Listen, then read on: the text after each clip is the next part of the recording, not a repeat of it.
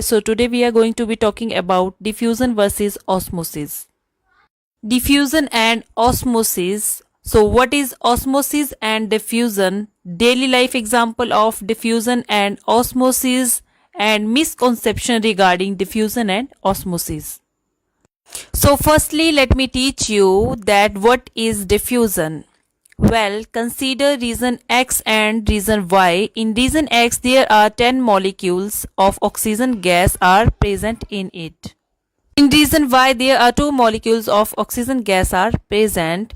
We say that region X has higher concentration of oxygen gas because it has 10 molecules of oxygen gas. Comparatively, we say that region Y has low concentration of oxygen gas because it has 2 molecules of oxygen gas.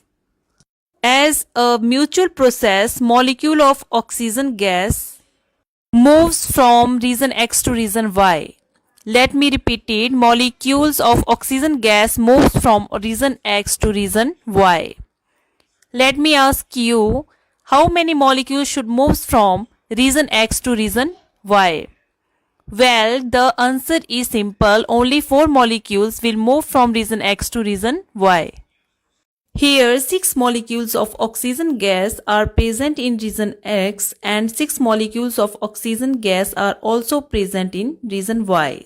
So the net movement of molecule will stop. So therefore we define diffusion as when molecules moves from higher concentration region to lower concentration region. This process is called diffusion. Let me repeat it. When molecules moves from higher concentration region to lower concentration region, this process is called diffusion. Now in both region, there are same number of molecules are present. So they also have the same number of concentration. We say that same concentration between two regions means no diffusion. Let me repeat it. Same concentration between two regions means no diffusion. Also remember that diffusion only occurs in gases and liquids. No diffusion process occurs in solids. If you ask me why molecules move from region X to region Y, then the answer is simple. We say that diffusion is a natural process in which molecules move from higher concentration region to lower concentration region. Thus, note down all these important points. Let me teach you 2 bonus questions. Does diffusion require any energy to take place? The answer is no, doesn't need any external energy. It is a natural process and it is also a slow process. So, no external energy is needed for diffusion. Secondly, is the movement of wind is diffusion? The answer is no, it is not a diffusion. We know that moving air is caused by difference in air pressure. So the movement of wind is caused by difference in air pressure. It is not a diffusion process. Remember that diffusion purely depends on concentration difference between two regions. So now let me teach you some example of diffusion in our daily life. The first example of diffusion is the smell of perfume. We know that the smell of perfume spreads due to the diffusion. Secondly, the up movement of the helium balloon, it is because the helium is gradually diffusing from helium rich region to the helium poor region. Thirdly, when we open the soda cold drink, we can see that the carbon dioxide gas diffuses into the air.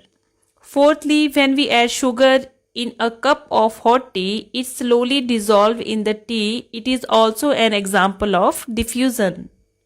Lastly, let me clear one misconception about diffusion. A lot of people think that breathing like inhalation and exhalation is diffusion, but it is totally wrong. It is not a diffusion process. The inhalation and exhalation process caused by pressure difference, not by the diffusion. Now coming to the next part of this lecture, what is osmosis? Well, personally I say that osmosis is the special type of diffusion which only occur in water. We can say that osmosis is the diffusion of water molecules. Now, to learn osmosis, we must learn that what is semi-permeable membrane. Well, semi-permeable membrane only allows water molecules to pass through. It doesn't big molecule like sugar molecules or salt molecules. Secondly, you should also understand dilute solution and concentrated solution.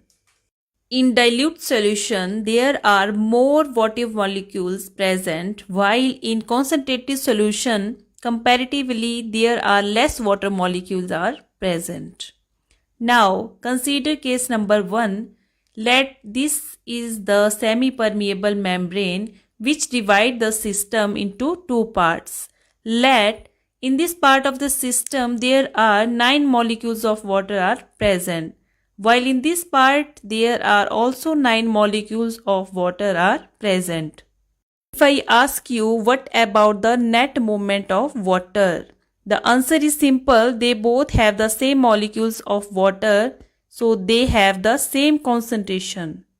Thus, the net movement of water will be 0. I mean, the water will not move to one part to another part. Now, let's consider case number 2. Let in this part of the system the concentrated salt solution, while in this part of the system there is dilute salt solution. Thus, the two parts of the system are divided by the semi-permeable membrane. Let in this concentrated salt solution, there are 4 water molecules present, while in dilute salt solution there are 12 water molecules are present. Here, we are only interested in the movement of water molecules. Let me repeat it. We are only interested in the movement of water molecules. Let me ask you, can you guess the movement of water molecules? Well, in the dilute solution, greater number of water molecules means greater concentration of water molecules. While in concentrated solution, smaller number of water molecules means smaller concentration of water molecules. We know that water molecules moves from higher concentration region to lower concentration region. So, the water molecules will move from dilute solution toward concentrated solution. Now, how many molecules will move from dilute solution towards concentrated solution? Well, only 4 molecules. Water will move from dilute solution towards concentrated solution. Now, in concentrated solution, there are 8 molecules of water are present, while in dilute solution, there are also 8 molecules of water are present. So, no more net movement of water molecule will take place because both the solution have the same number of water molecules and the osmosis would stop. Therefore, we define osmosis is the movement of water molecules from solution with higher concentration of water molecules to a solution with low concentration of water molecules. Thus, note down all these important points. So, let me teach you some daily life example of osmosis. The first example of osmosis is fish absorb water through skin and gills.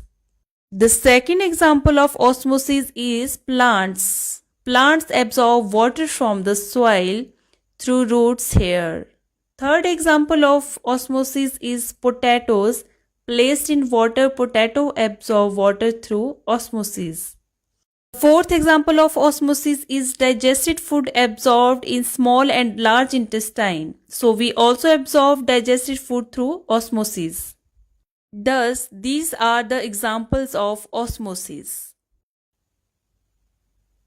Thanks for watching. If you like this video, please like, share and comment down, and also do follow this page. Thank you so much.